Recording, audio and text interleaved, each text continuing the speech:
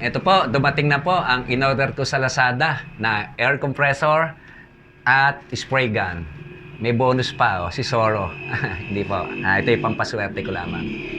Panoorin niyo po itong aking video nito at ako ay mag-unboxing at sana ay in good condition itong aking nabiling compressor at spray gun.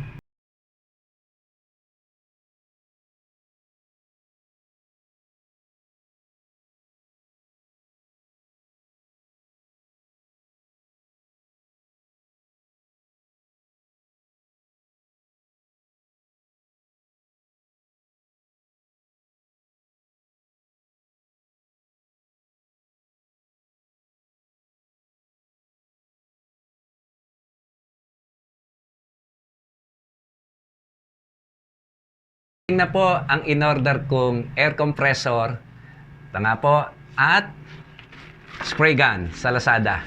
Nag-sale po kasi sila. Ako ay may dati ng air compressor at spray gun pero mas gusto kong bumili ng bago para pag nag-share po sa inyo kung paano yung tamang pagpipinta. Lalo ngayon, napakaraming motor. Halos lahat ng yata ng bahay ay meron ng motor. Yung mga gusto mag-repaint, DIY, ng mga pairings nila, tuturo ko sa inyo. Mag-unboxing muna ako, samahan nyo ako. Tapusin nyo ang aking video ito.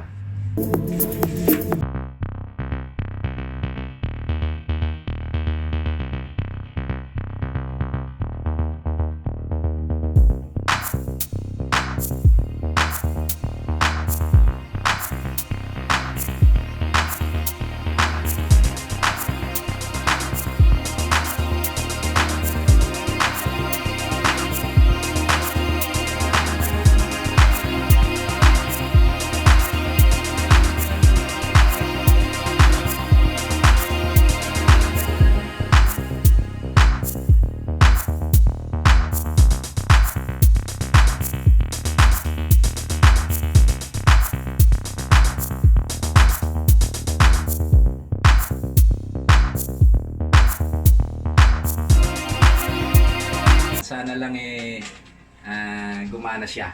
Alam niyo po, meron pa naman akong datihang compressor, yung Vespa. Nagana pa rin naman siya, kaya lang hindi ko na gusto yung performance niya. At syempre medyo luma na, need na niyang gumraduate. Kinuha ko sa kanya, medyo may kalawang na rin. Ayan, importante kasi ito ito yung sumasala sa tubig. Isa kasi pagka nag-spray ka, may kasamang tubig. Kinuha ko rin yung hose sa dati kong compressor. Nanginaya kasi ako kung bibili pa ako, pwede pa naman siya. Hindi pa na siya matigas. Okay pa naman, magandang klase rin kasi itong hose na to. Ito pa yung mga kasama niya, na mga accessories.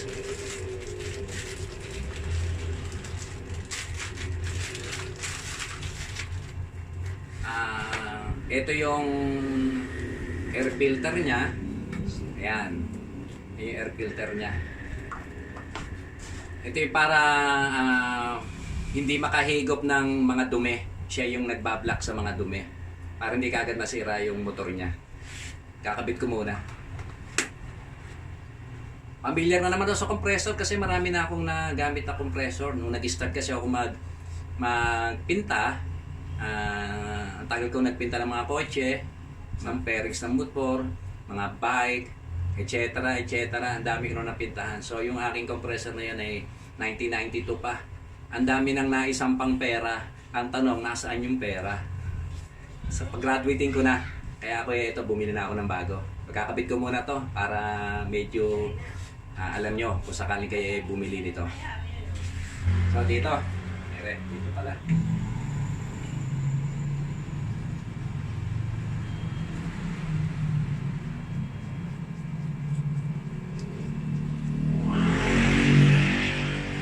Na. Ayan, pagkakaiba nito doon sa Vespa ko, yung Vespa ko meron pang belt. May belt pa. Tapos merong ano pa siya, yung screen, parang guard. So, check ko muna, no, bago ko isaksak. And una i-check natin yung voltahe niya, kung siya 220. Kasi baka siya 110 at naisaksak sa 220. Pero kalimitan nito, 220 na to. Pero double check pa rin natin para sigurado. Ayan, 220 volts siya. Malinaw. Ang horsepower nito, kasi yung dati kong air compressor, yung Vespa, ay 1/4 horsepower lamang. Pero siya, hindi sa horsepower eh. Sa watts, kinonvert ko na lang, 600 watts siya. Lumalabas siya na 3/4 horsepower. Mas malakas siya kaysa sa dati. Kasi yung Vespa ko na 1/4 horsepower, hirap sa kotse yun eh. Kailangan didiskartehan na lang ng pintor, pero hirap siya lalo sa mga hood, yung mga malaki na bubugahan. Kung mga pairings lang ng motor, ay maliliit lang naman, kaya-kaya na ng 1/4. Ito, 3/4, sa tingin ko mas malakas to. Brand nga pala nito is Mitsubishi. So, ayan, Mitsubishi.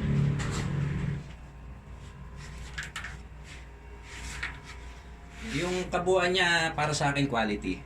Maganda, makinis. Iingatan mo na lang talaga. Depende na lang sa paggamit natin. Ikakabit ko na yung kanilang mga gulong. Ito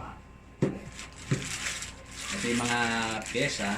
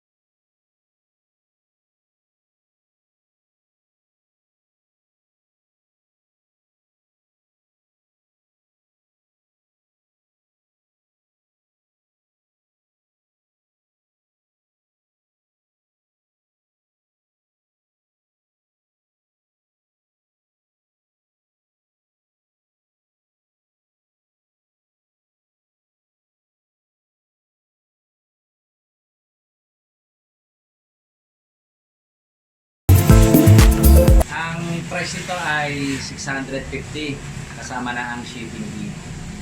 So ayan. Then ang compressor ay 3,616. Yan yung price ng compressor. 3,616. Dati yung Vespa ko, nabili ko ng ano yun, 4,500 plus yung hose pa. Mabot din ng almost 6,000 plus yung mga fittings pa. Ito yung ating spray gun.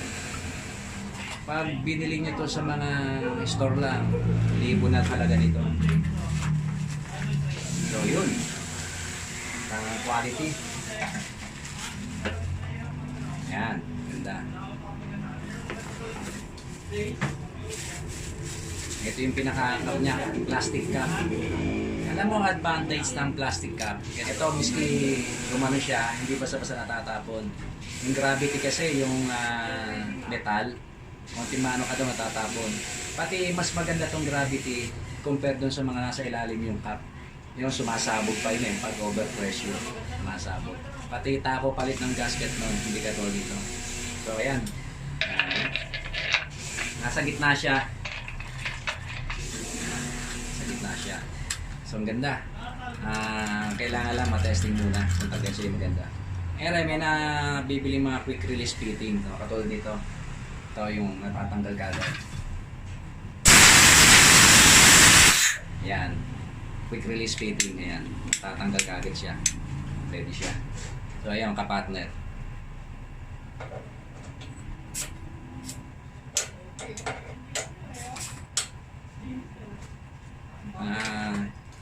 Yun ay ilalagay dun sa pinaka papalitan to, then pati sa hose para madali. Tapos meron din nabibili na filter para salang-sala talaga yung tubig para maganda talaga yung pag-spray nyo. Papakita ko sa inyo yung dati kong spray gun na Gravity na gamit ko na alloy. Ito yung isang spray gun po natitira. Yung magaganda ko spray gun na i-dispose ko na dahil kala ko hindi na ako mag-fitting din. Dahil po sa YouTube, gusto ko ma-share sa inyo yung mga talent ko. nag-provide ulit ako, nag-produce ulit ako ng bago. So ito, wala na yung quick release niya, nakasama doon sa mga gandang spray gun. Dati mga original talaga yung mga gamit ko. Kasi kotse kasi yung ini-sprayan ko. Hindi pwede din yung mga ordinary lang na gamit o spray gun. So ito, dahil mga pairings lang naman ng motor, ang aking ipakikita sa inyo dahil kalimitan na sa ating bahay ay meron ng mga motor. So mga DIY, ayan, yung mga gusto na sila na lang mag-spray, pinalaki ng compressor, then spray gun. Kung ako tatanungin nyo, ito spray gun ang bilhin nyo. Ito si gumana hindi natulo. Ito kasi tumutulo pag napasama yung ano nyo. Ayan, loob niya. Pero okay rin naman to dahil tagal ko na rin gamit to. Ito, ilang taon na rin to. Sayang nga lang yung mga dati ako spray gun, napabenta na. So naiwan lang yung compressor ko. Medyo hindi na rin maganda performance ko. Hirap na siya sa kotse. Mahina na siyang bumuga. So, eto na po siya. Pogi. Pero mas pogi ito kung malalaman natin ang performance niya, kung maganda ba. Sasaksak ko muna para malaman natin yung kanyang takbo.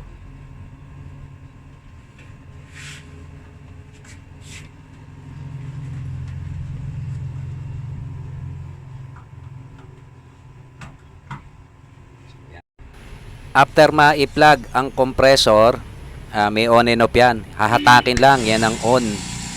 Ayan, tumakbo na. Hindi siya maingay. I-compare sa aking Vespa, maingay siya. Ayan. Tingnan na natin kung saan siya titigil, kung ilang PSI o ilang bar. Ito, wala siyang belt. Yung Vespa, meron siyang belt at may guard pa. Ika nga mas bulky compare dito sa compressor ng Medusi. Ayan, ang power niya ay 600 watts, equivalent of 3/4 horsepower.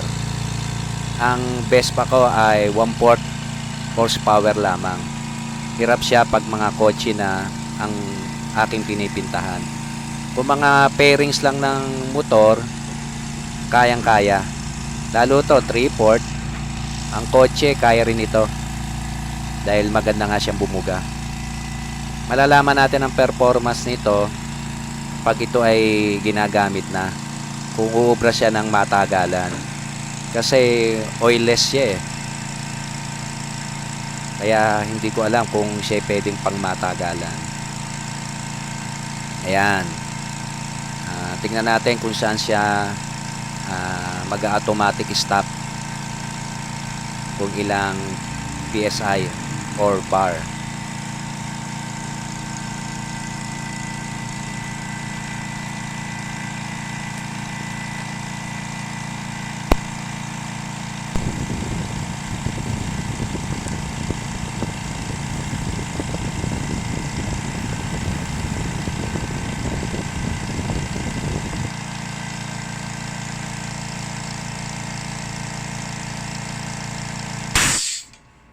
Almost 115 PSI, 8 bars. So ayan, tingnan naman natin kapag inalpasan natin ang hangin, kung saan siya mag-automatic na tumakbo. So ayan, 60 bali 60 PSI at 4 bars. So ayan.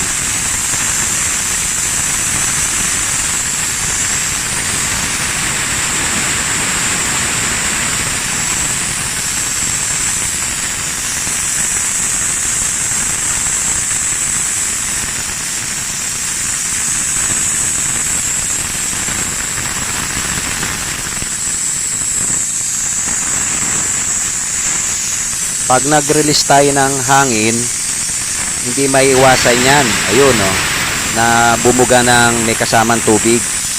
Kasi yung tangke ng air compressor, nagpo-produce ng moist yan dahil sa lamig at init. Kaya ugaliin natin na laging mag-drain pagkatapos gamitin ang ating compressor. Yan. Kasi yan, sumasama yan sa spray gun at tumahalo sa pintura na nagkokos ng mga bubbles.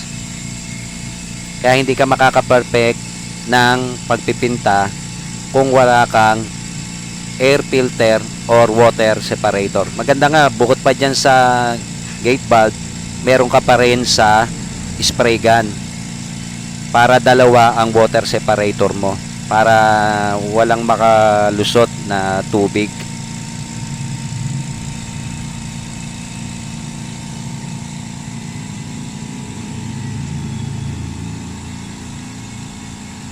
Dapat ang spray gun nyo at least 3, bukod yung pang primer, pang base at pang top coat. So ayan yung water separator, oh. Ayan, kailangan merong ganyan ang inyong compressor. Ayan, tingnan natin kung ilang minutes siya magkarga bago mapuno. Mabilis siyang magkarga i-compare doon sa aking Vespa. Dahil nga siya ay 3/4 horsepower, ang Vespa ko ay 1/4 horsepower lamang. Ayan. Sa tingin ko nga to, kahit walang karga ang tangke niya, ay kayang bumuga ng maganda ang spray gun. Dahil maganda nga yung karga ng hangin niya.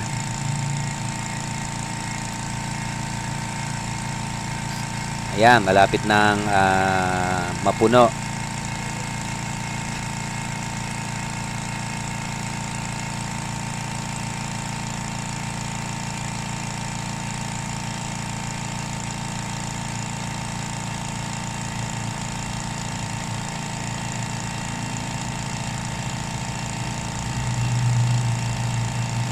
Ayan, 2 minutes. Hindi na masama. Mabilis na rin yung 2 minutes.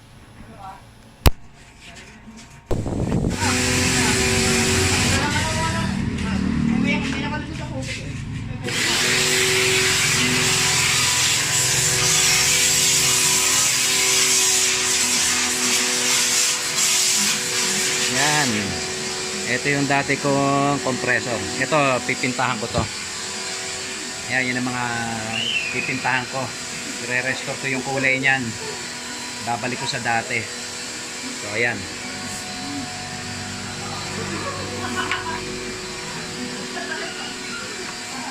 Graduate na ako sa pagpipinta.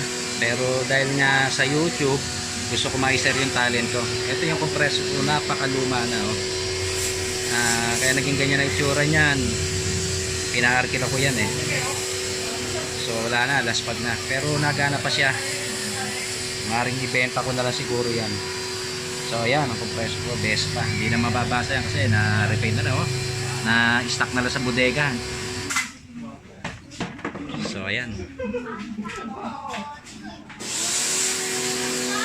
Yung mags na yan, pipintahan ko rin yan. Ang air compressor na Vespa ay napakatibay. Medyo may kamahalan lang. Kung kukuha kayo ng air compressor na Vespa at magpipinta kayo ng kotse, 3/4 horsepower pataas ang kunin nyo. Hindi ubra ang 1/4. Ang 1/4 pang pairings lang na motor, pwede na siya. So ayan po, meron na po akong bagong compressor at spray gun. Abangan nyo po yung susunod kong video i-upload. May pipintahan po akong pairings ng motor. Pakikita po sa inyo kung paano po ang tamang pagpipinta. Sana po kung ito ay nagustuhan nyo, itong video kong ito, please like po. At dun pa sa mga bago pa lang po sa aking channel at hindi pa po nakakapag-subscribe, please subscribe po. At pakihit na rin po ang notification bell para ma-notify kayo at updated po kayo sa mga video na aking ina-upload. Stay safe po and God bless. Muli po, The Hustlers TV.